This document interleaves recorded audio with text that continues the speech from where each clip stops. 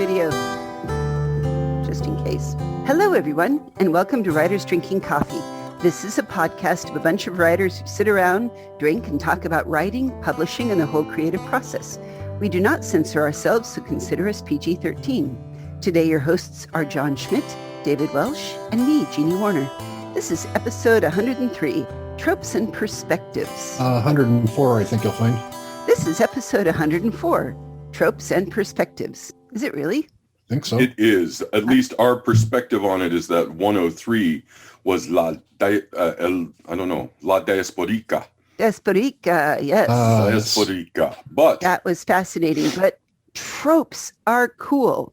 What are tropes? Give me a clue here. Are they like potatoes, tropes? The short definition is they are cliches. And the reason this came up was I was doing another writing project and I found a website called TV Tropes, which is just delightful. It is it's not scholarly, but it's very thorough, and it discusses just kind of all the cliches and recurring themes that you see on TV in TV shows and in genres of TV shows and movies, and they even have rules for naming tropes. I mean, it gets a little complicated, but at its base, it's just a really delightful database of tropes, of cliches.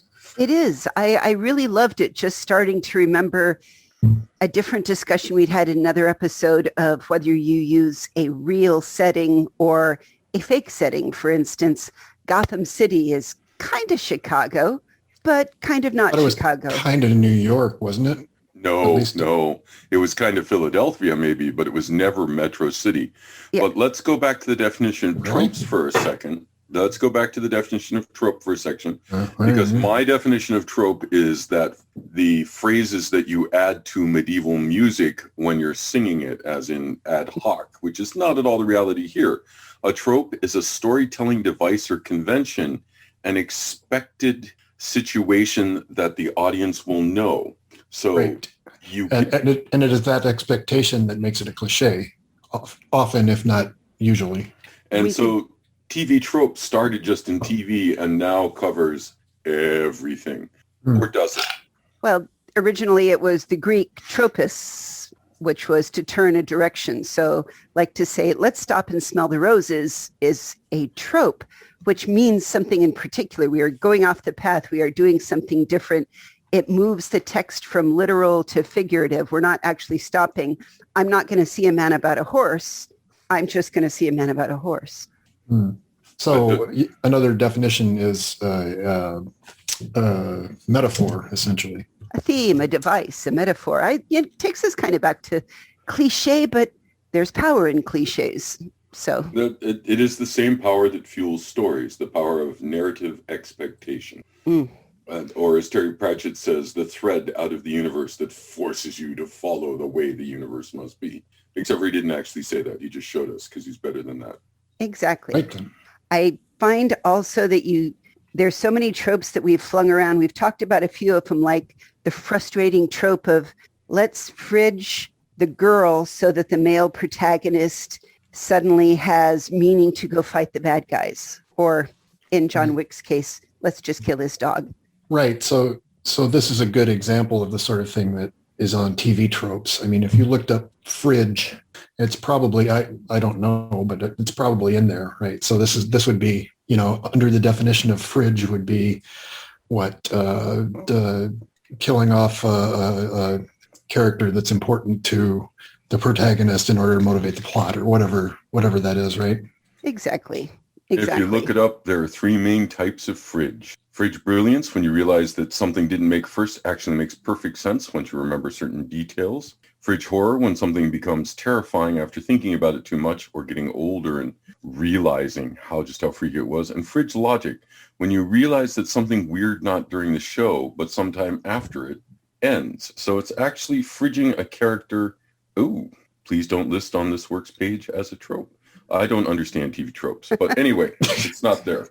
It basically was fridging, or as the way I look at it is women in refrigerators. It's shorthand for a very sexist trope that started basically 1994 Green Lantern comic. Hero returns home to find his nemesis, Major Force, has murdered his girlfriend and stuffed her corpse into a fridge. Oh, so okay. That So was that's- kind of, No, go ahead, that sorry. became a motivating force for Mhm. a whole thing. It's like, I have killed your everything. Look at the Punisher. Yeah. Why did he Well, go back and start killing everybody? Well, Right. we fridged his family. Look at James Bond. Yeah. It's almost that one of the things about tropes is they can become ridiculous, right? So it has become ridiculous in the James Bond and the 007 franchise that anybody he sleeps with winds up dead, except at the end of the movie, right? Yeah, So fridging was actually a term that was coined by the writer Gail Simone, who wrote about it and talked about women in refrigerators trope explained. Okay. So she has a lovely essay on the topic of like, why do we have to do that? Why do I have to, in order for you to show real human emotion and have motivation to get off your ass and go hurt bad people, I have to take your girlfriend and stuff her in a deep freeze. Mhm. And it leads to two wonderful side books. The Dead Man Defrosting thing, as noted, which says that, well, sometimes they kill heroes and that gets the other heroes going. But yeah, you follow the comics or any of the movies and those heroes come back pretty good. But if they happen to be a female, they tend to come back damaged. And that's a very, very supportable thing. This is why I loved Captain Marvel, for instance, that Brie Larson wasn't avenging anybody. She wasn't necessarily defending anybody in particular. She basically was standing up for herself, and that is motivation enough. So I kind of liked that about her. And that's why many women saw the movie as much better than many men did, because they saw that deeper motivation. Another case, I believe, I could be wrong here, was the movie Jupiter Ascending, which was a visual feast, but also the heroine is not motivated by them killing her family. She's motivated later on by the love of her family. And after she is queen of the universe or whatever she's made, I'm sorry, I'm not that clear on it. She goes back and she scrubs toilets. And everyone's like, but she's a queen. Why should no? She's partaking in part of being part of her family. There's also if you're going to be immortal and you're going to be immortal, why not go to that boring backyard barbecue and hang out with your mortal family that aren't going to be around for much longer? So I think it's a good reason that we should all go and hang out in the backyard with our families more often. Oh, God. If you have Ray, are family you you like to hang out with. anticipating being immortal? Because You're not?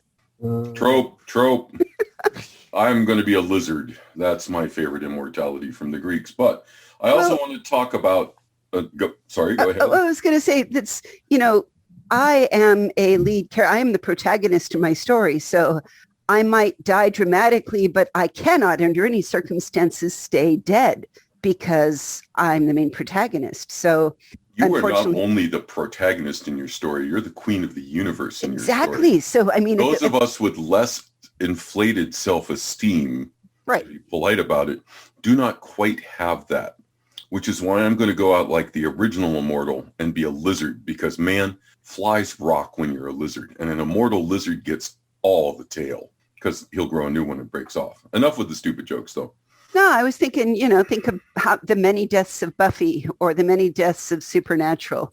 Like, okay, we're going to die, but we can bring him back. And after a while, I feel in a lot of them, the dramatic, oh my gosh, they're dead is lessened somewhat. Right. It just becomes exactly because it's another trope. It's the I don't know what they call it on TV tropes, but I'm certain it's there. We've killed this character off, but it was popular and the fans want him back, so we have to write him back into the story somehow. And how ridiculously we do that kind of depends on. Or it becomes harder. For instance, you say, I've got a resurrection box, so I'm just going to put you in the resurrection box again because I have killed you 52 times now and it's been good for me. And I want to do it one more time. The problem is if I haven't used the resurrection box in a few episodes and then John dies and we all stand around mourning him and I cry a little bit, some right-thinking fan should be writing in and bitching and saying, what the hell happened to your resurrection box? And why didn't you put John in it? Why did only Dave get the resurrection box? Because John dies at the end, and we all know that. By the way, the TV trope rule is the first law of resurrection. And shout out to John dies at the end. Hey, you're a great writer. I cannot finish that book because my name is John. It's David Wong, and it's magnificent. And I've it's read full that of first chapter spiders like too. 20 And he's times. got another book. And oh my God, fantastic writer. We need more writers like him. I'm still not going to read any of them. Oh my God, great writer. Anyway. But, death. He's okay. It's complicated. I'm not a fanboy. There are means to undo death. Like, do we all remember that Superman decided that if he flies around the Earth, I'm sorry, the one true original Superman, flies around the Earth backward enough, that will reverse the spin and which will somehow reverse time. Yes. Rather than destroying the Earth and everything on it. I mean, just saying, because clearly he did not get physics up there in the Forest of Solitude. Fortress of Solitude. Yeah. Yeah. So that's another, what was I going to say? Another point was that there are clusters of related tropes on TV tropes.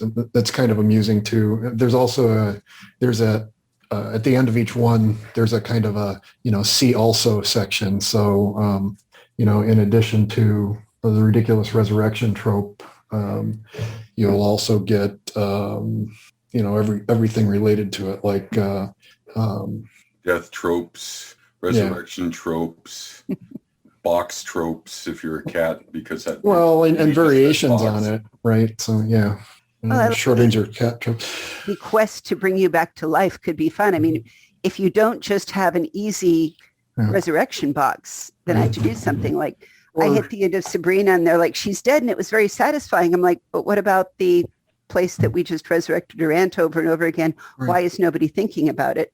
But that brings us to the idiot ball briefly. So. Oh, you cannot be brief on the idiot ball. You must explain again the idiot ball. Before you do that, though, that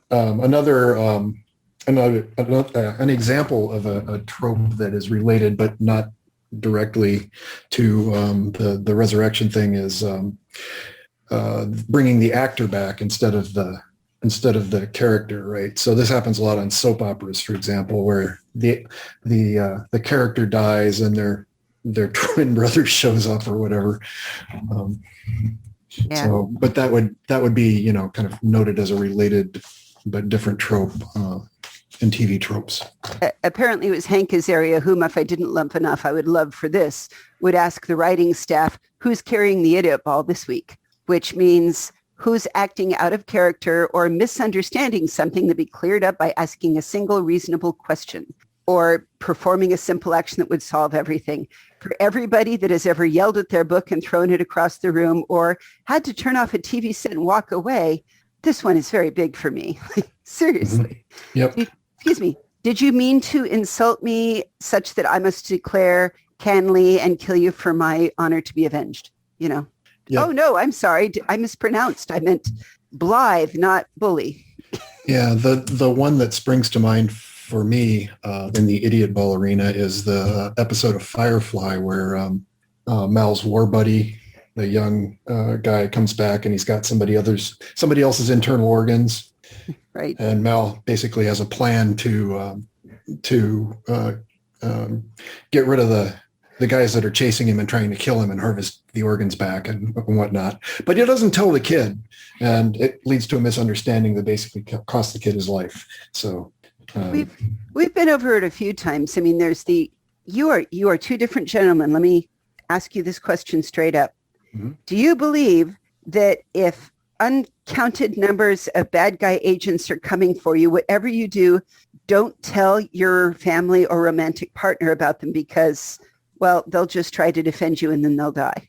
Uh-huh. As opposed to, wow, they're all just going to find you and kill you anyway because that'll lure you back, right? Because then, you're John Wick again. Well, is this a question about how I would write a narrative or how I would... I'm just looking as two different opinions on the topic of it. It's like, so John, people are trying to kill you. The first question I have is, would you go hang out with your mom? And 2, would you tell your mom that, oh, by the way, there's about 30 ninjas are going to drop in any time now and try to kill me? I go by the rule of A, conform to consent, and B, all of my family are badasses, so they would all get told. Because there's nothing worse than a relative forgetting to tell you, oh yeah, the picnic's vegan, so don't bring 40 pounds of meat this time, which is never the case in my family. I'm loving the equation of people are trying to kill me with, by the way, I have a nut allergy. I'll swell up like a balloon and die. I think it's beautiful. These are things you tell people. The thing is, it's whether you place the responsibility, because of course mom is going to say, well, are you wearing a warm sweater in case you have to go out to the Arctic to avoid them? And please be sure you have clean underwear on. So if they do get you, at least there's that, dear. And it depends on your mom. I mean, like, Jeannie, I know that your mom would want a good picture of them so she could paint their faces on things and then ask why you didn't just kill them, because she has that kind of faith. Yeah, fair enough. Or she might call your aunt, but that's another story. I'm going to have to go with context is important here. Yeah. It depends. Would informing my family endanger them further, or well, allow them to become prepared? Or, I mean, it just off. Depends, right? By Under normal them, circumstances, everything else being equal, I would tell the authorities first, but, you know. Well, let's assume, you know, so one can argue these things endlessly. Yeah. And we don't need to. Let's assume that's called fandom. Wow, thank you for the T-ball question. That leads me to my next thing. Tropes are interesting in that we are now in a newer era where fandom is rewriting tropes. And you can see it on the various modes where Pride and Prejudice as a trope is taken back over. And there's a debate about Lord Fotheringhay. And so fans are, first of all, so much more involved in these things. No one is a passive consumer anymore, certainly no one younger. And now you have the tools, and as Jeannie might encourage you, the will to write and make it different and better. Why is the Kraken attacking the boat? Maybe it's just putting a tentacle up so you can remove a splinter of a mast from it. Why becomes a big thing. Aren't Kraken cute? They are. And if we go back to the idiot baller talking, I am very frustrated with how many people give it to the evil bad guys. I mean, most idiot bad guys end up in prison very quickly. As Ocean's 11 said, most people lack vision. Everybody in cell block B. Yes, that's true. But if you've set it up, and if Dave is the cunning, twisted necromancer that I've been fighting for the past 3 time streams back and forth, for him to suddenly be an idiot after being a successful necromancer and surviving thousands of years. He didn't survive thousands of years by monologuing at me or... No, he's very careful about tasting his coffee, though, I know. Yes, but now we have the trope of the fatal hubristic blind spot. Yes. Right.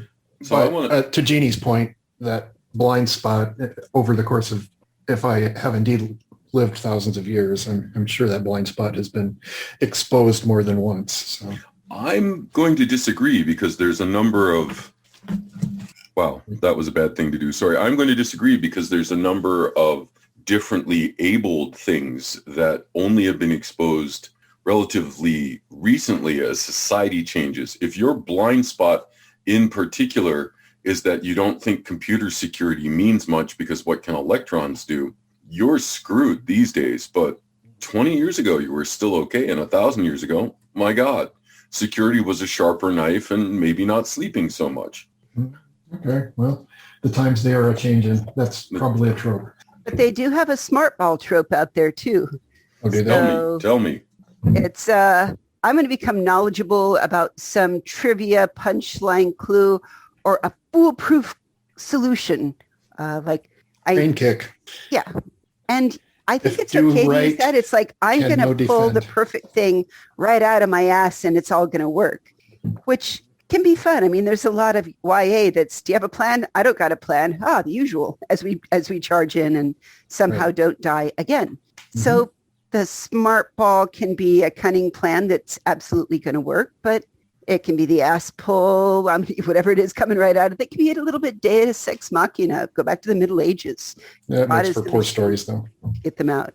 I think. Only in Greek tragedy where it was an actual physical thing.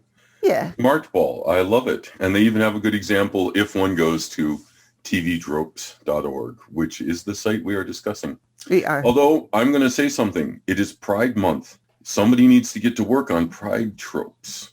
Mm. And I'm just going to leave it at that, because the only trope they have is pride is one of the 7 deadly sins. I would add that I think there have been many characters representing pride that have been given the snark ball. The snark ball is very yes. common. There are a number of cliches associated with gay culture, so you can't say there aren't pride tropes. But and this is once again where we have culture changing, and we need to have this documented to some degree. But right. How to say this? I was asked today. I'm an inactive part of gay culture. I can be mistaken for a bear on a bad night or a Tuesday in many places, but I'm not really part of the gay culture. Right. Well, I would posit that there are more negative gay TV tropes than there are positive ones, just because we're hopefully only, what am I trying to say here? We're now reaching a point where we're emerging from that. Yes, very good way to put it. From the heterosexual patriarchy where being gay doesn't get you girls, so it's a bad thing to be as a man. It gets you hurt or killed is what it gets you. But start with gay panic, and you can open a can of worms on TV tropes that'll lead you for hours, I'm sure. Some of these tropes have led to problems in everyday America, like the all gays are promiscuous, when I can be a complete slut, and I certainly was before I got married, and sleep with 100 guys, and maybe, I was drunk. Did I use a condom every time? I don't know. And go with my male friend who's gay and been in a committed, loving relationship for the past 10 years, and they'll let me donate blood and not him. What the hell? Okay, let's drop that one, because I've already had this argument 5 times in the last 2 years. Oh, fair enough. And that's all about the fucking lawsuits, right? Yeah. Drive on. That's lawsuits. But I disliked, there was a Disney trope that went by on Disney afternoon TV that bugged me. And this was one that I brought my friend in and said, I don't think the kids should watch the Disney Channel anymore. And it was because all smart people are nerds, are geeks, and will never be popular, and certainly don't have any romantic love interests. And I just want to say, screw you, Disney. Yes, we do. Right. So tropes. Yeah, they're useful, but I think it is useful to stop and think about, before I do this as a device, maybe go out there and look at tvtropes.org and do a search on a few word terms and say, am I using something that I should think about before I do this? What is this character like? Well, right. It gets back to something that I've, one of my tropes, well, maybe not a trope, one of my recurring themes, which is, it can be an example of just lazy writing, right? Yeah. You can use tropes to good effect in comedy, or in some cases just to get to the meat of a story that you don't want to, that you want to be able to use shorthand. In some cases it makes focus on other things possible, but if you're just pulling them out as the first thing that comes to hand when you're trying to write a particular story, then it's lazy. It is. And I think, look up some evil mastermind tropes in there and say, is my hero doing anything that a comic book evil guy would do? Maybe that's not what I want. Do I want a smart bad guy, or do I want a stupid bad guy that succeeded? And there was only one thing that, as I was talking about comic books and Batman come up, I'd like to pose this one for you. What if Batman, instead of spending all this money on inventions and gadgets, etc., hear me out, what if he had just bought a couple senators and representatives? Could we have cut down crime a different way? Well, he could easily have had the mayor and the police commissioner in his pocket. And in fact, it's arguable that he did anyway. I could say that there's every chance that he did. I mean, Gordon certainly won a lot of elections. If he really wanted to cut down in crime, he should have formed a crime syndicate and eliminated all the other ones, and then done worker reform with his crime syndicate, because all those sex workers really could use the pressure off of them. But yeah, Batman probably could have run a few charitable foundations, and Tony Stark really should have stopped making weapons and gone after that power thing a little earlier, perhaps. Yeah. Well, we will put links to both of the characters that we talked about and the tropes in it on our website, which is www.writersdrinkingcoffee.com. You've been listening to Writers Drinking Coffee, a labor of love and enthusiasm put together by the hosts. Our main web support magic is brought to you by Deirdre Schween, and our sound engineer and backup web spider is David Welsh. Our intro music is Pretty Maid Milking a Cow, and our exit music is Breakfast with the Morning Person, both by Michael Langbert. Our sponsors are the Bean Scene in Sunnyvale, Maggot's Farm Distillery in Pittsburgh, whether they know it or not, and Jackal Designs, who's enabled you all to buy a cool 100th episode t-shirt. And hey, thanks for listening out there.